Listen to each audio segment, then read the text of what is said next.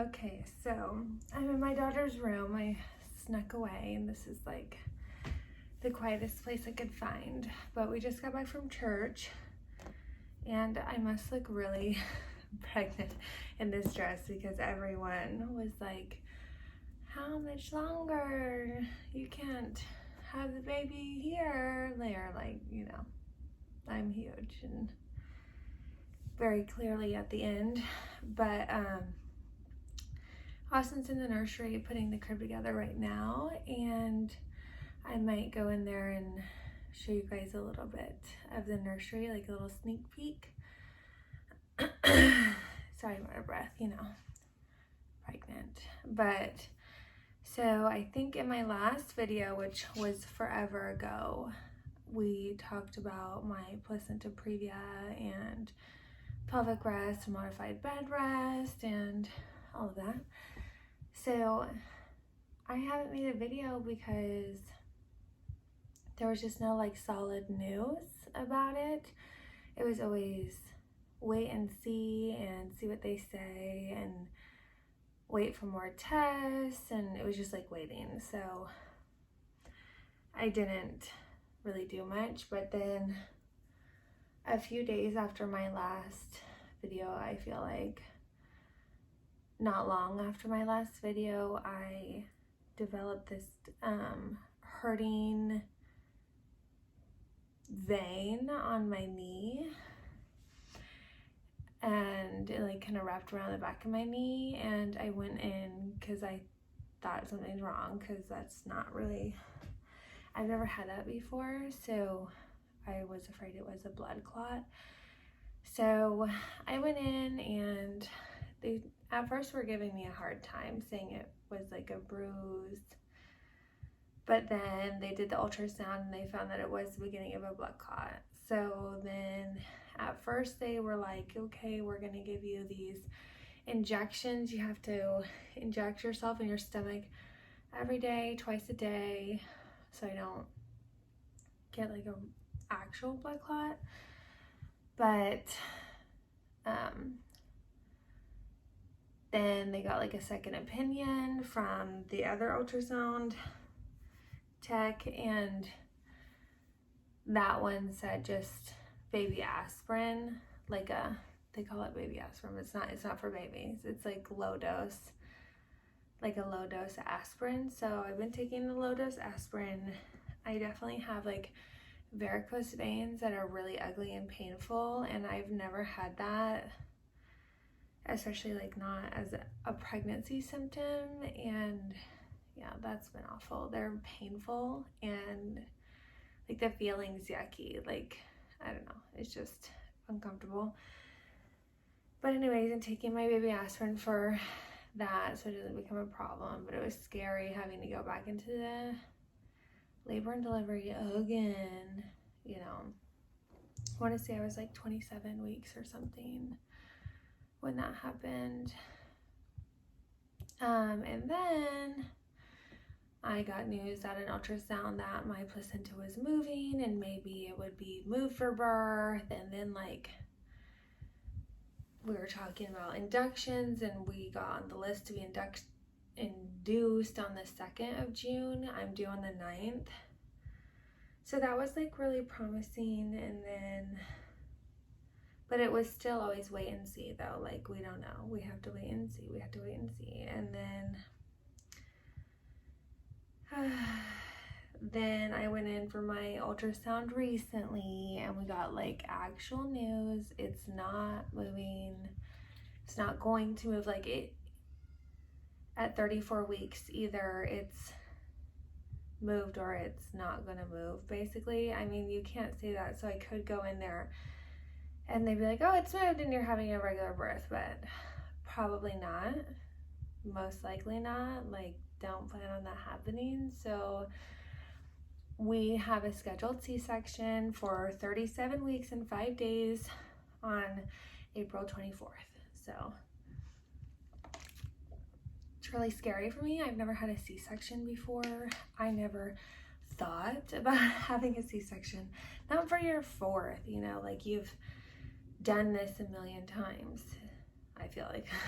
So it's just not something I thought about, like whether I'm gonna breastfeed, whether I'm gonna have a birth, like it's not, you don't think about that for your 4th, you know?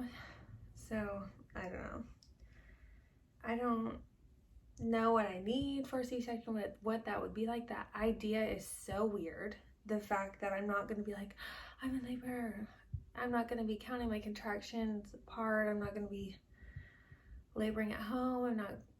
It's just, I'm not gonna be in labor. I'm gonna go to the hospital and leave the baby. And that just blows my mind. I've never, you know, experienced that or thought about experiencing that. So that's new. Leave below any tips or anything you think I need for after C-section, because I've never had one, and I don't know, just the unknown is a little, you know, I'm a little scared of it too. But it is it's gonna be how Linnea comes into the world. So she's our curveball, and yeah, so we're digesting that and preparing for her placenta previa. This was have really high risk of baby coming early. So I went in for my first stress test. I have to take stress tests once a week now. Nothing's ever been wrong. She's never been under stress, but it's just like cautionary because I do have this placenta problem. So I went in for my stress test, and they wanted to give me the lung shot for her lungs because I was having some contractions, which for me is normal, but they're, you know, we have to be cautious. So they gave me the lung shot, and then I had to go back in the next morning and get the second one because it's like 24 hours apart you get them. And that made me feel like poop. I was just, it threw me for a loop.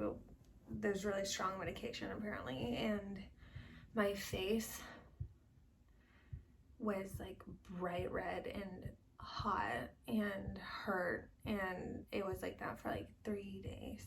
I just stopped kind of today being like that. So, and I'm not gonna put makeup over that, you know, like I don't want to irritate it. So I just walked around looking crazy. I don't care. So yeah, I have the lung shot. So if she does come, I'm 35 weeks on Wednesday. Today's Sunday. So, you know, we're good. If the baby comes, it's okay. She has her lung shots. I don't think she will. This is the crazy thing. I've never had a baby a day early. I went 41 weeks, and 40 weeks exactly. So her coming at 37, that like, okay, so when they said that, like, oh, your placenta's not moving, we have to set you up for a C-section at 37 weeks. I was like, I only have 3 weeks. Like it was, you know, oh my gosh, I have to get things all ready. So anyways, we've been doing that. I've been doing like washing her clothes and organizing them and finishing her room, and Austin's putting her crib together like I said right now. So we're getting it all ready because we have not very much time till she'll be here. Yeah, so we're gonna have a C-section, and Austin will only be able to be here for a few days before he has to go away for the Army. But we're so thankful that he's going to be here for the birth, and you know, we're going to count our blessings instead of focus on things we can't control. So he will be able to spend time with her after she's here, and meet her and bring her into the world, and then he'll go off and do his job. So thanks for watching, you guys. I want to do a full nursery tour when I'm done with the nursery, and I'll do a hospital bag video too. So I'm excited about those, and just stay tuned for my next videos, and I'll take you in the nursery and show you what's going on in there. Austin's probably huffing and puffing about the crib. You know how things like that go. All right, thanks for watching. Bye. Here's my dress I wore to church today that everyone was commenting on, but I look so big. Those are Graceland's clean clothes I need to fold today. But this is my 34.5 week bump. Okay, so this is when you walk in, and we have all of this stuff set up. This will go in our room, and there's some of her newborn stuff I have to wash. So it's a little sneak peek. I'll give a grand tour on my next video. Thanks, guys. Bye.